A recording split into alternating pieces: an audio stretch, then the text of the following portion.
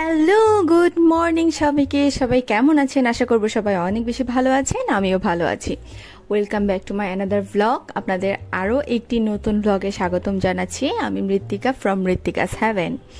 তো আজকে সকালটা শুরু হয়েছে অনেক সুন্দর রোদ দিয়ে, অনেক সুন্দর আকাশ দিয়ে। সেগুলো আর আপনাদেরকে কিছুই আমি দেখাইনি।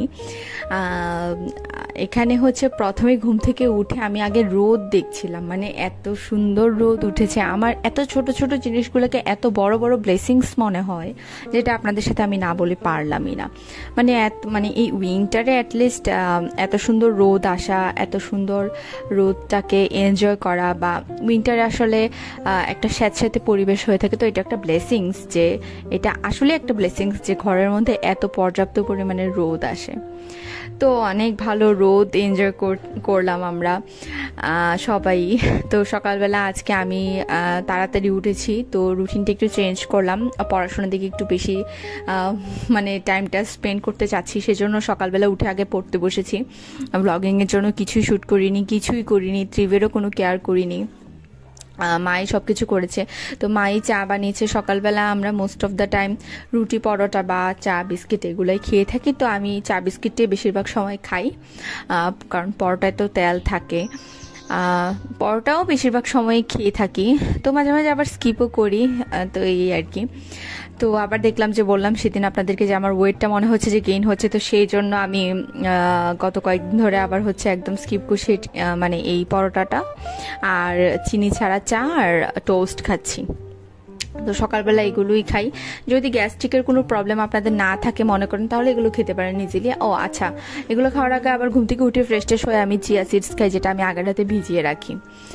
তো এভাবেই হচ্ছে আমার মর্নিংটা কেটে গেল। তারপর হচ্ছে আমি পড়াশোনা শেষ করি, একেবারে উঠে আমি ব্রেকফাস্ট করেছি। আর এখানে হচ্ছে ট্রিপকেও এখন খাওয়াবো, স্নান করাবো, আর হচ্ছে ব্লগের জন্য শ্যুট করব। তো এগুলোই করছি। এখানে ট্রিপ হচ্ছে আমার সাথে রাগ দেখাচ্ছে, মানে রোদে গিয়ে দাঁড়িয়ে। ও আচ্ছা, ট্রিপ হচ্ছে আবার রোদ ধরতে চায়, রোদ খেতে চায়, মানে রোদ খালি হাতে ধরে খেতে চায়। এটা ওই যে একটা কি একটা মুভি ছিল, ইন্ডিয়ান একটা মুভি, জাদু। জাদু যে ক্যারেক্টারটা ছিল, সে রোদ দিয়ে নিজেকে চার্জ করতো, রোদ খেত, এই ধরনের কিছু একটা। তো আমার ছেলেও কি এরকম হচ্ছে কি না আমি বুঝতে পারছি না, মানে সে রোদ ধরে ধরে খেতে যাচ্ছে। এটা ও এখন না, ও যখন মানে লাস্ট উইন্টারে, ও তো মাত্র 9 কি 10 মাসের ছিল, না 9-10 মাসের না, 7 মাস বা 8 মাসে ছিল। সে তখন এরকম করতো, রোদের দিকে তাকিয়ে থাকতো আর রোদটাকে ধরে খাওয়ার চেষ্টা করতো। আমি দেখতাম হা হা করতো আর কি, মানে ওটাকে কিভাবে কে জানে। তো তারপর খেয়াল করে দেখলাম যে ওর নখগুলো বড় হয়ে গেছে। ও হচ্ছে আবার যেহেতু একটু বুঝতে শিখেছে, ওর মন মতো না হলে ও হচ্ছে অন্যকে খামচি দেওয়ার ট্রাই করে, মন মতো কোনো কিছু না হলে। তো আমরা তো হার্ম হয়েই যাই। তো ট্রিপ ঘুমিয়ে যাওয়াতে তো আমি বললাম যে ঠিক আছে, তাহলে এখন ওর নখগুলো আগে কেটে দিই। এটাই হচ্ছে বেসিক কাজ। আর আপনাদেরকে দেখালাম যেখানে অনেকগুলো জলপাই আনা হয়েছে, এই জলপাইগুলো মা বেসিক্যালি আচার দেবে। তো আমি একটা নতুন, মানে এখান থেকে অল্প কয়েকটা জলপাই নিয়ে একটা নতুন আচার, মানে নতুন স্টাইলের একটা আচার ট্রাই করবো, যেটাতে কোনো তেল ইউজ হবে না। আর এভাবেই এটা অনেক ভালো থাকবে, কোনো তেল ইউজ হবে না, কোনো জল ইউজ হবে না আর কি এই আচারটাতে। আমি আপনাদের সাথে সবার শেষে হচ্ছে ওই আচারের রেসিপিটা শেয়ার করব। যদি শিখতে চান বা দেখতে চান তাহলে পুরোটা ব্লগ দেখবেন। আর হচ্ছে আমাকে কমেন্ট করে জানাবেন যে আমার ব্লগগুলো কেমন লাগছে। তো যাই হোক, তারপরে ত্রিফকে নোক টুক কেটে হচ্ছে আমি নিজে স্নান করলাম, খেয়ে নিলাম, ফ্রেশ হলাম, একটু রেস্ট করলাম। ত্রিফ ততক্ষণও ঘুমাচ্ছে আসলে।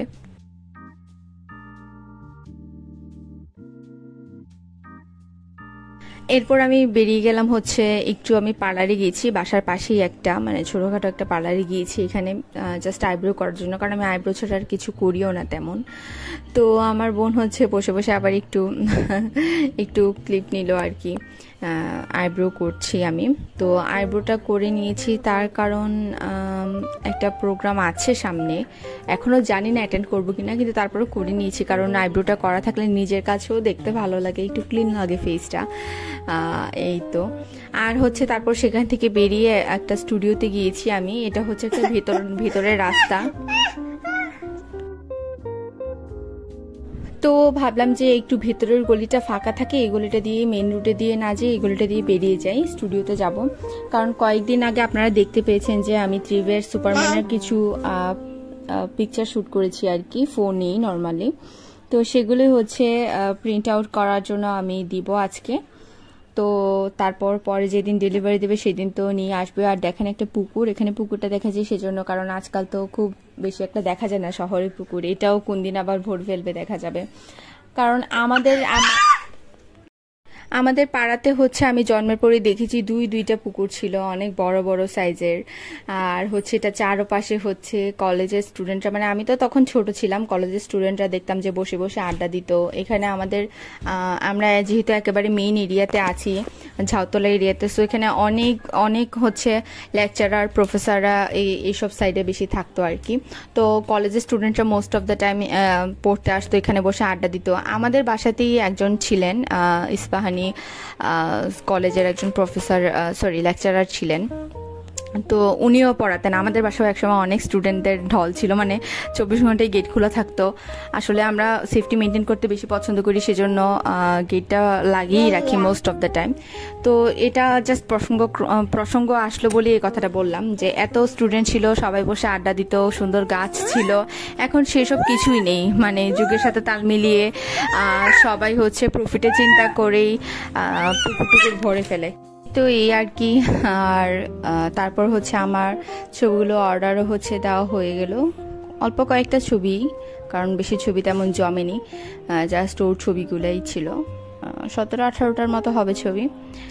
তো তারপর ছবিগুলো দিয়ে হচ্ছে বেরিয়ে পড়েছি। এখন আবার যাচ্ছি হচ্ছে একটু নিউ মার্কেটে যাব হচ্ছে। আমার চিয়া সিডস শেষ হয়ে গিয়েছে না, মানে আরও একদিন খাওয়া যেত।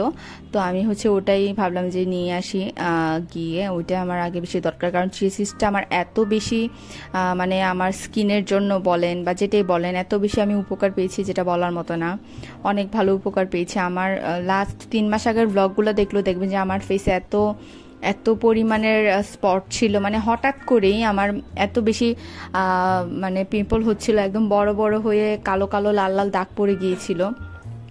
তো সেজন্য তখনই হচ্ছে একটু আমি চিয়া সিডটা রেগুলার বেসিসে খাওয়া শুরু করি। আর চিয়া সিড খেলে ওয়েটটাও অনেকটা কন্ট্রোলে থাকে, অনেকটা এনার্জি পাওয়া যায়। তো সব কিছু মিলিয়ে চিয়া সিডসটা আমার একদম মানে হচ্ছে অনেক ভালো একটা সার্ভিস দিয়েছে। আর হচ্ছে একটা বাটার বন এনেছিলাম সন্ধ্যায় খাওয়ার জন্য আর কি। তো ওখান থেকে চিফকেও একটু দিয়েছিলাম, জাস্ট সে খুব পাগল হয়ে গিয়েছিল। এটা মানে ভালো খাবার তো খায় না, বাজে খাবার দেখে পাগল হয়ে গিয়েছে খাওয়ার জন্য। বাইরের খাবারটা আসলে বাচ্চাদের দেওয়া ঠিকই না, কোনোভাবেই ঠিক না। এখন কি করব, মানে বাচ্চা এত বেশি বায়না ধরে, এত বেশি চিৎকার চেঁচামেচি করে, ওর চিৎকারগুলো এত বেশি আমার কানে লাগে। আমি জানি না কেন আমার এরকম হয়, মানে সবারই কি এরকম হয় কিনা আমি জানি না। আর আশেপাশেও অনেক বাচ্চা আছে, সবাই মানে সব বাচ্চারাই দেখি চিৎকার চেঁচামেচি করতেই থাকে। তো এই আর কি। আমার মনে হয় যে আমি যদি অন্য কোনো কিছুতে অ্যাঙ্গেলস না থাকতাম, মনে করেন পড়াশোনা বা অন্য কোনো কাজ বা অন্য কোনো টেনশন যদি আমার না থাকতো, যেমন ব্লগিং করে এটা নিয়েও একটা মানে টেনশন থাকে যে এটা কি করবো, একটা প্ল্যানিং তো অবশ্যই থাকে। তো এগুলোর কারণে মনে হয় যে আমি আরও খুব তাড়াতাড়ি হচ্ছে মানে মেজাজটা হারিয়ে ফেলি বা ধৈর্য হারিয়ে ফেলি। তো এই তো তারপরে হচ্ছে আমি এখানে চিয়া সিডসের প্যাকেটে কেটে নিলাম। আমি হচ্ছে অনেকে হচ্ছে 1 কেজি করে বিক্রি করে, দোকানদারও আমাকে জিজ্ঞেস করছিল যে 1 কেজি দেবো কিনা, কিন্তু আমি 1 কেজি আনার পক্ষপাতিতে না। কারণ অনেক সময় দেখা যায় যে এতগুলো একসাথে বাসায় স্টক করলে জিনিসগুলো নষ্ট হয়ে যায়, মানে খাওয়ার আগেই বা ব্যবহার করার আগেই জিনিসগুলো নষ্ট হয়ে যায়। তো সেই জন্য আমি প্রেফার করি না, যে কোনো জিনিসে আমি হচ্ছে একটু পরিমাণ মতো আনার ট্রাই করি আর কি। কারণ দেখি যে আমার মার ক্ষেত্রে এমনটা হয় অনেক সময়, যে ভালো জিনিস পেলে বা পাপা ভালো জিনিস পেলে বেশি করে নিয়ে আসে, কিন্তু পরবর্তীতে দেখা যায় যে এগুলো ব্যবহার করার আগেই নষ্ট হয়ে যাচ্ছে। তো সেই থেকে একটা লেসেন্স নেওয়া। আর হচ্ছে এই তো এখানে আমার জলপাইয়ের আচারের রেসিপিটা আমি নিয়ে চলে এসেছি। এটা হচ্ছে বেসিক্যালি জলপাইটা আস্ত থাকবে, এটা খুব বেশি মিষ্টি হবে না, একটু সর টাইপেরই হবে জিনিসটা। এখানে কোনো জল ইউজ করবো না, ভিনেগার ইউজ করবো না, কোনো মেডিসিনস ইউজ করবো না, কিচ্ছু ইউজ করবো না। এটা এভাবে করে আপনি মাসখানেকের না, পুরো বছরের মতো আপনি এটাকে চাইলে সংরক্ষণ করতে পারবেন এবং এটা নষ্টও হবে না। তো এভাবে করে হচ্ছে আপনি ফালি করে কেটে নেবেন, ভালো করে একদম 2 সেট থেকেই ফালি করে কেটে নেবেন। পুরো জলপাইটাকে এভাবে কেটে মানে একেবারে দেখতেই তো পাচ্ছেন কীভাবে কাটছে, আমি এক্সপ্লেন করতে পারছি না ঠিকঠাক করে। আমি এটা হচ্ছে ফেসবুক থেকে এটা দেখেছিলাম, ফেসবুকের একটা কোন কার জানি একটা পেজে দেখেছিলাম এভাবে আচারটা করতে। তো আমার দেখে আসলে লোভনীয় মনে হয়েছে আর একটু অন্যরকম লেগেছে দেখতে। তো ভাবলাম আমিও বানাই, আপনাদের সাথেও শেয়ার করি, চাইলে আপনারাও বানাতে পারবেন। কারণ এখন তো অলরেডি জলপাইয়ের সিজন চলছে, অলমোস্ট শেষও হয়তো বা সিজন। তো এই আর কি। আমার মা অবশ্য আবার অন্য স্টাইলে করে, যদি করে মানে করবে তো অবশ্যই, যদি সম্ভব হয় তাহলে সেটাও শেয়ার করব। তো এইভাবে করে হচ্ছে আমি সবগুলো জলপাইকে কেটে নিয়েছি আর কি। তো তারপরের প্রসেসটা হচ্ছে যে আমি এভাবে করে সবগুলো জলপাই কেটে নিয়ে চিনিটা হচ্ছে পরিমাণ মতো একটু বেশি করেই দিয়েছি আমি চিনিটা, কারণ এটা এমনিতেও যেহেতু পুরো করে মানে পুরোপুরি কাটা হয়নি, পিস করা হয়নি, আস্ত থাকবে, তো এটা এমনিতেও একটু টক থাকবে। যেহেতু পুরোটা চিনির উপরে বেস্ট করেই জলপাইয়ের আচারটা হবে, তো আমি আসলে চিনিটা একটু বেশি করে দিয়েছি। আমি দেখেছি যে যেই রেসিপিটা আমি দেখেছি উনি দেখেছি যে আরও কম দিয়েছে। তো যাই হোক, তারপরে আমি চিনি নিয়ে খুব ভালো করে মাখিয়েছি, প্রায় 10 থেকে 15 মিনিট হাতে ভালো করে মাখিয়ে নিয়েছি। আমরা খাবো যেহেতু সেহেতু হাতেই করে নিচ্ছি। আপনারা যদি মানে বড় পরিসরে করেন তাহলে অবশ্যই গ্লাভস টাভস যা যা সেফটি মেনটেন করে সেটা করতেই পারেন, বা অনেকে বিজনেসের ক্ষেত্রেও এই ধরনের নতুন রেসিপি ট্রাই করতে পারে, তো সেক্ষেত্রে আপনারা আরও সেফটি মেনটেন করতে পারেন। তো এখানে হচ্ছে ভালো করে চিনিটা মেখে রেখে দিতে হবে।